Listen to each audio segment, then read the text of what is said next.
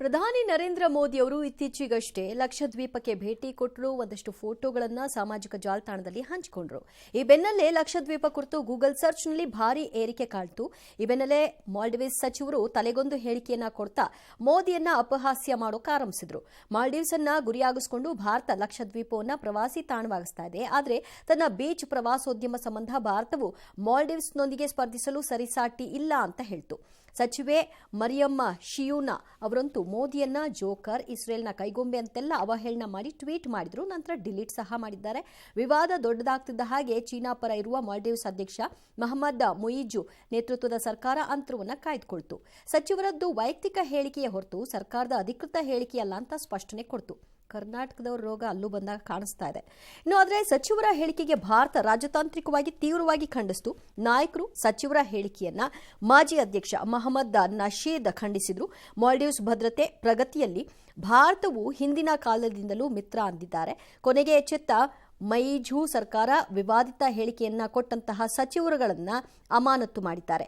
China ಪರ ಒಲವು ಹೊಂದಿರುವಂತಹ ಅಧ್ಯಕ್ಷ ಮುಯಿಝು ಅಧಿಕಾರಕ್ಕೆ ಬಂದಾಗಿಂದ ಭಾರತ ಮಾಲ್ಡೀವ್ಸ್ ಸಂಬಂಧ ಹದಗೆಟ್ಟಿದೆ. ಈ ಮಧ್ಯೆ ಸೋಷಿಯಲ್ ಮೀಡಿಯಾದಲ್ಲಿ ಬಾಯ್ಕಾಟ್ ಮಾಲ್ಡೀವ್ಸ್ ಅನ್ನೋ ಕ್ಯಾಂಪೇನ್ ಕೂಡ ಆರಂಭ ಆಯಿತು. 8,000 ಹೋಟೆಲ್ ಬುಕಿಂಗ್, 2,500 ವಿಮಾನ ಟಿಕೆಟ್ಗಳು ರದ್ದಾಗಿವೆ.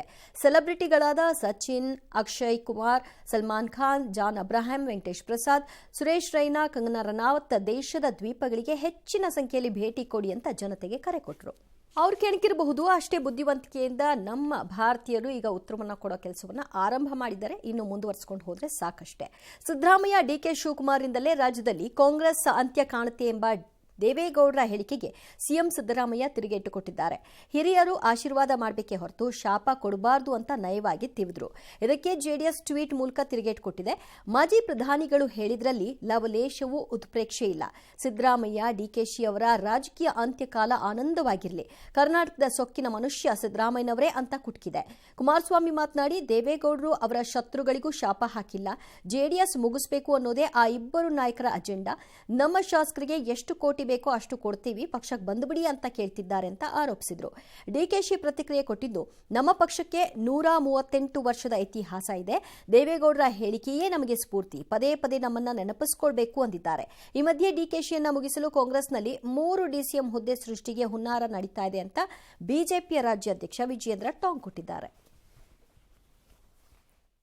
ದೇವೇಗೌಡರು ಅವರ ಜೀವನದಲ್ಲಿ ಅವರ ವಿರೋಧಿಗಳನ್ನೂ ಸಹ ಎಂದೂ ಸಹ ಶಾಪ ಕೊಟ್ಟವರಲ್ಲ. JDSನ ಮುಗಿಸ್ಲೇಬೇಕು ಅನ್ನೋದೇ ಅವರ ಅಜೆಂಡಾ ಅಲ್ವೇ ಆ ಇಬ್ಬರು ನಾಯಕರದು.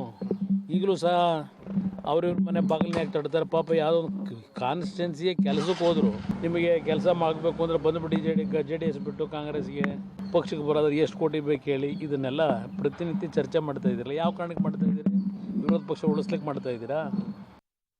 136 ಬಂದಿದೆ, ಇಬ್ಬರು ಇಂಡಿಪೆಂಡೆಂಟ್ ಆಗಿದ್ದಾರೆ. 138 ವರ್ಷ ಆಗಿದೆ ಕಾಂಗ್ರೆಸ್ಗೆ, 138 ಶಾಸಕರಿದ್ದಾರೆ. ನೆನೆಸ್ಕೊತಾ ಇರ್ಬೇಕಲ್ಲ, ನಮ್ಮನ್ನ ನೆನೆಸ್ಕೊಳ್ಳಿಲ್ಲ ಅಂತ ನಾವು ಸ್ಟ್ರೆಂತ್ ಇರಲ್ಲ, ಸ್ಫೂರ್ತಿ ಇರಲ್ಲ. ಅದಕ್ಕೆ ನೆನೆಸ್ಕೊಳ್ತಾ ಇರ್ತಾರೆ. ಅವ್ರ ಆಶೀರ್ವಾದ ನಾವು ಅವ್ರು ಏನು ಮಾತಾಡೋದು ನಾವು ಅವ್ರ ಆಶೀರ್ವಾದನೇ ಅಂತ ನಾವು ಚಿಂತೆ ಮಾಡಿಕೊಂಡು ನಮ್ಮ ಕೆಲಸ ಮಾಡ್ಕೊಂಡು. ಮತ್ತು 3 ಜನ ಡೆಪ್ಟಿ ಸಿಎಂ ಅನ್ನ ಕ್ರಿಯೇಟ್ ಮಾಡಬೇಕು ಅಂತೇಳಿ ಬೇರೆ ಯಾರು ಹೇಳ್ಕೊಟ್ಟಿಲ್ಲ. ಇದನ್ನ DK ಶಿವಕುಮಾರ್ ಅವ್ರನ್ನ ಬಗ್ ಬಡಿಬೇಕು, DK ಶಿವಕುಮಾರ್ ಅವರ ಸೊಕ್ಕು ಮುರಿಬೇಕು ಅನ್ನುವ ಉದ್ದೇಶ ಇಟ್ಕೊಂಡೆ ಕಾಂಗ್ರೆಸ್ಸಲ್ಲಿರ್ತಕ್ಕಂಥ ಮಹಾನ್ ನಾಯಕರುಗಳು ಎಲ್ಲರೂ ಸೇರಿ ಇವತ್ತು DK ಶಿವಕುಮಾರ್ ಅವರಿಗೆ ಬಲಿ ಹಾಕೋದಕ್ಕೆ ಮಾಡಿರ್ತಕ್ಕಂಥ ಒಂದು ಯೋಜನೆ ಇದು. ನಮ್ಮ ಮೆಟ್ರೋದಲ್ಲಿ ಯುವತಿಗೆ ಯುವಕನೋರ್ವ ಲೈಂಗಿಕ ದೌರ್ಜನ್ಯವನ್ನು ಎಸಗಿರುವಂತಹ ಪ್ರಕರಣ ಆರೋಪ ಕೇಳಿಬಂದಿದೆ. ಅಂಗಾಂಗ ಸ್ಪರ್ಶಿಸಿದ ಯುವಕನಿಗೆ ಯುವತಿ ತರಾಟೆ ತೆಗೆದುಕೊಂಡಿದ್ದಾಳೆ. ಮೆಜೆಸ್ಟಿಕ್ ಮೆಟ್ರೋ ನಿಲ್ದಾಣದಲ್ಲಿ ಜನವರಿ 1ನೇ ತಾರೀಕಿನಂದು ಘಟನೆಯಾಗಿದ್ದು ಈಗ ಬೆಳಕಿಗೆ ಬರ್ತಾ ಇದೆ. ಯುವಕನನ್ನ ಮೆಟ್ರೋ ಭದ್ರತಾ ಸಿಬ್ಬಂದಿಗೆ ಒಪ್ಪಿಸಿದ್ದಾಳೆ. ವಿಚಾರಣೆ ನಡೆಸಿ ಮೆಟ್ರೋ ಅಧಿಕಾರಿಗಳು ಪೊಲೀಸರಿಗೆ ಒಪ್ಪಿಸಿದ್ದಾರೆ. ಇನ್ನೊಮ್ಮೆ ಹೀಗೆ ಮಾಡಬಾರದು ಅಂತ ಪೊಲೀಸರ ಮುಂದೆ ವ್ಯಕ್ತಿಯು ಕ್ಷಮಾಚನೆಯನ್ನ ಮಾಡಿದ್ದಾನೆ. ಅತ್ತ JP ನಗರದ ಮೆಟ್ರೋ ಹಳಿ ಮೇಲೆ ಕಪ್ಪು ಬೆಕ್ಕೊಂದು ಪ್ರತ್ಯಕ್ಷವಾಯಿತು. ಮೆಟ್ರೋ ಟ್ರ್ಯಾಕ್ನಲ್ಲಿ ಜಿಗಿದು ಕುಳಿತ ಕಪ್ಪು ಬೆಕ್ಕನ್ನ ವಿದ್ಯುತ್ ಸಂಪರ್ಕ ಕಡಿತ ಮಾಡಿ ರಕ್ಷಣೆ ಮಾಡದ ಸಿಬ್ಬಂದಿ ವಿರುದ್ಧ ಭಾರಿ ಆಕ್ರೋಶ ವ್ಯಕ್ತವಾಗಿದೆ. ಇನ್ನೊಂದ್ಸತಿ ಯಾರು ಹಿಂಗ್ ಮಾಡಕ್ಕೆ ನನ್ನದು ಏನ್ ಮಾತಾಡ್ತಾ ನನ್ನ ಬಾಯ್ ಫ್ರೆಂಡ್ ಇಲ್ಲ ಇಲ್ಲ ಬರ್ರಿ ಮೇಡಮ್ ಇರಮ್ಮ ಒಂದ್ ನಿಮಿಷ ಇರಮ್ಮ ವೇಟ್ ಮಾಡಪ್ಪ ವೇಟ್ ಮಾಡಿ ಹುಡುಗಿ ಸೈಲೆಂಟ್ ಇದ್ರೆ ನಾವು ಮಾತಾಡಿದ್ರೆ ಮಾತ್ರ ಬರೋದು ನಮಗೆ ಜಸ್ಟಿಸ್, ಇಲ್ಲಾಂದ್ರೆ ಇಲ್ಲ.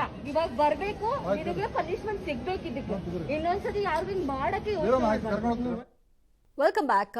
ಅಕ್ಕ ತಮ್ಮನ ಮೇಲೆ ಪ್ರೇಮಿಗಳು ಅಂತ ತಿಳಿದು ಮಾರಣಾಂತಿಕ ಹಲ್ಲೆ ನಡೆಸಿರುವ ಘಟನೆ ಬೆಳಗಾವಿಯಲ್ಲಿ ನಡೆದಿದೆ. ಪ್ರಕರಣ ಸಂಬಂಧ 9 ಆರೋಪಿಗಳನ್ನ ಮಾರ್ಕೆಟ್ ಪೊಲೀಸರು ಬಂಧಿಸಿ ಅಟ್ರಾಸಿಟಿ ಕೇಸನ್ನು ದಾಖಲು ಮಾಡಿದ್ದಾರೆ. ಕೋಟೆಕೆರೆ ಆವರಣದಲ್ಲಿ ಚಿಕ್ಕದಾದ ಶೆಡ್ನಲ್ಲಿ ಹಲ್ಲೆ ನಡೆಸಲಾಗಿದೆ. ಮಾಜಿ ಸಚಿವ ಈಶ್ವರಪ್ಪ ಅವರು ಬಿಮ್ಸ್ ಆಸ್ಪತ್ರೆಗೆ ಹೋದ್ರು. ಅಕ್ಕ ತಮ್ಮನಿಗೆ ಧೈರ್ಯ ತುಂಬಿದ್ರು.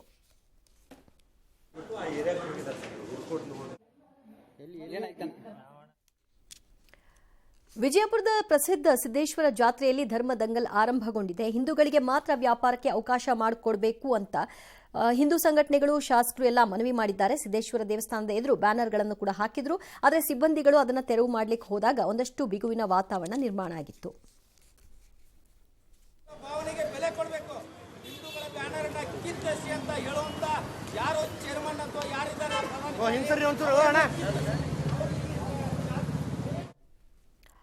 ಕೃಷ್ಣಾ ನದಿ ಪ್ರದೇಶದ ರೈತರ ಹೋರಾಟಕ್ಕೆ ಸರ್ಕಾರ ಮಣಿದಿದೆ. ಆಲಮಟ್ಟಿ ಡ್ಯಾಂನಿಂದ 2.75 ಟಿಎಂಸಿ ನೀರು ಬಿಡುಗಡೆ ಮಾಡುವುದಾಗಿ ಡಿಸಿಎಂ ಡಿಕೆ ಶಿವಕುಮಾರ್ ಹೇಳಿದ್ದಾರೆ. ಈ ಮಧ್ಯೆ ರಾಯಚೂರು ತೆಲಂಗಾಣ ಗಡಿಯಲ್ಲಿರುವ ಕೃಷ್ಣಾ ನದಿ ಸೇತುವೆ ದುರಸ್ತಿ ಕಾರ್ಯ ಹಿನ್ನೆಲೆ 45 ದಿನಗಳ ಕಾಲ ಕೃಷ್ಣಾ ಬ್ರಿಡ್ಜ್ ಬಂದ್ ಆಗಲಿದೆ.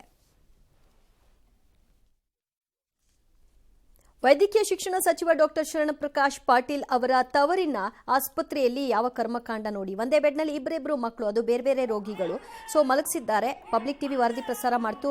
ಬಳಿಕ ಎಚ್ಚೆತ್ತಂತಹ ಜಿಮ್ಸ್ ಆಸ್ಪತ್ರೆ ವೈದ್ಯರು ಬೇರೆ ವಾರ್ಡ್ಗೆ ಶಿಫ್ಟ್ ಮಾಡಿದ್ದಾರೆ. ಈಗ ಕ್ರಮ ತೆಗೆದುಕೊಳ್ತೀವಿ ಅಂತ, ಪರಿಹಾರ ಕಂಡುಕೊಳ್ತೀವಿ ಅಂತ ಸಚಿವರು ಹೇಳಿದ್ದಾರೆ.